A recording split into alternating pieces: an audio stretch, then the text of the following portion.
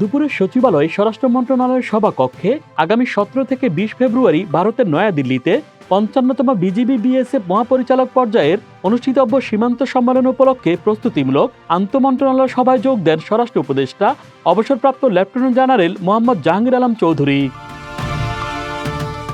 বৈঠকে অংশ নেন প্রধান উপদেষ্টার বিশেষ সহকারী খোদা বক্স চৌধুরী, বর্ডার গার্ড বাংলাদেশ বিজিবির মহাপরিচালক মেজর জেনারেল মোহাম্মদ আশরাফুজ্জামান সিদ্দিকী সহ ঊর্ধ্বতন কর্মকর্তারা। পরে বৈঠকের বিস্তারিত সাংবাদিকদের জানান স্বরাষ্ট্র উপদেষ্টা।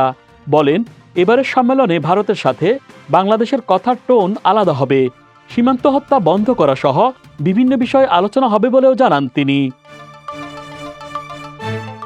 ভারতীয় গণমাধ্যমে যে মিথ্যা সংবাদ পরিবেশন করা হয় এটি কিভাবে বন্ধ করতে পারে সে বিষয়েও আলোচনা হবে। এছাড়া নদীর পানি যেন সুষম বন্টন হয়, পানি চুক্তির বাস্তবায়ন ও কিভাবে দুদেশের সম্পর্ক আরও ভালো হয়, পারস্পরিক আস্থা বৃদ্ধি পায়, এসব বিষয় নিয়ে আলোচনা হবে বলে জানান স্বরাষ্ট্র উপদেষ্টা Jahangir Alam Chowdhury. Dhaka express desk report.